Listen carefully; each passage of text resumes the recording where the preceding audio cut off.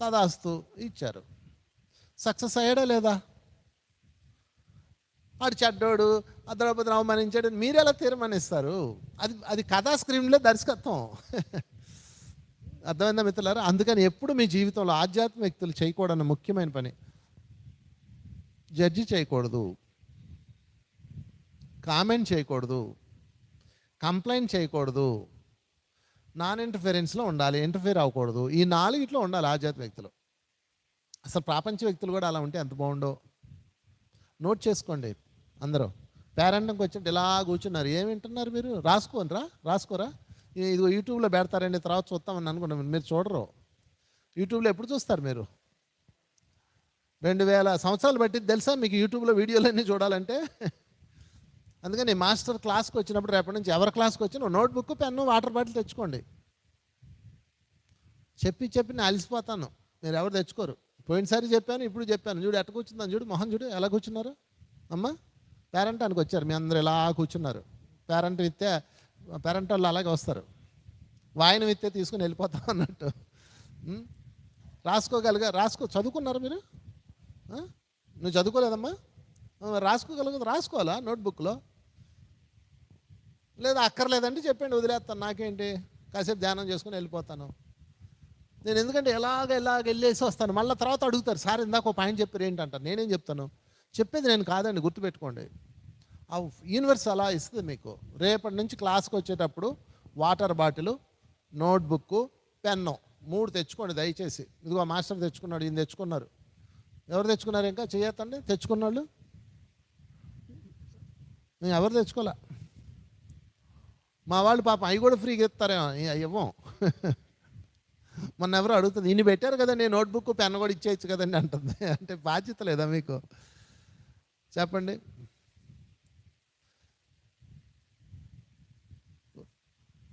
ఎక్కడున్నాను? నేను మొహం చూస్తా వీడియోలు. కొన్నాళ్ళు కళ్ళు కనపడవు నీకు వీడియోలు చూసి. అది ఆడియోలు వీడియోలు కాదమ్మా, నోట్బుక్ తెచ్చి రాసుకోవాలి. అప్పుడు మీ బ్రెయిన్లోకి వెళ్తుంది. చిన్నప్పుడు ఎంత పెద్ద, నాకు ఈరోజు ఇంత బాగా గుర్తున్నాయంటే ఈ కథలన్నీ మా నాన్న రాయించేవాడు.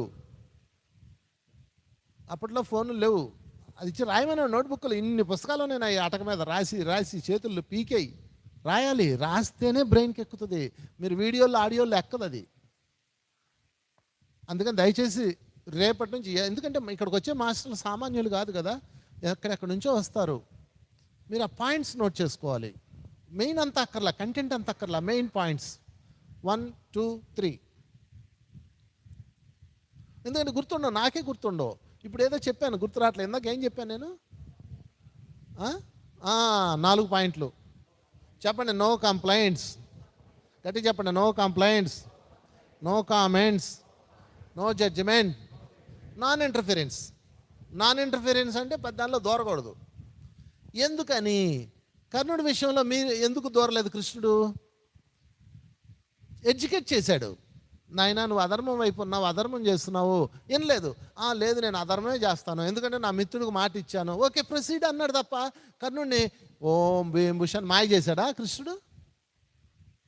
అలా చేయదు హయ్యర్ సోలు. వాడికి తెలియ చెప్పాలి, వాడు వినట్లేదు, చేయనివ్వాలి. ఎందుకని చేయనివ్వాలి? దాని తాలూకు అనుభవం కావాలి కదా. పత్రికారి దగ్గరికి కొంతమంది వచ్చారు. గురువుగారండి 1,00,000 పెడితే 10 లక్షలు వస్తుంది, 1,00,000 పెడితే 10 లక్షల అవుట్పుట్ వస్తుంది, మంచి వ్యాపారం వచ్చింది మనకి, ఇక్కడ నుంచి మనకి డబ్బులు కరువు లేదు అన్నారు. గురువుగారు వాళ్ళకి ఇలా చూశాడు, ఓరి వెదవల్లారా మీకు ఎంత జ్ఞానం చెప్పి ప్రయోజనం లేకుండా పోయిందిరా అని ఇలా చూసి మంచిది పెట్టండి అన్నాడు. గురువుగారు చెప్పారు కదా అని చెప్పేసి 2 కోట్ల దాకా పెట్టేశారు. ఓకే, 2 కోట్లు పెడితే నెలకి ఎంత రావాలి? లెక్కటండి, 10 కోట్లు చెప్పుని రావాలి దాదాపు. వాడు మొత్తం గుండు కొట్టేశాడు అందరికి. 2 కోట్లు పోయినాయి. మళ్ళీ అందరూ బులబ్బని వచ్చారు, గురుగారండి డబ్బులన్నీ పోయినాయండి అన్నారు.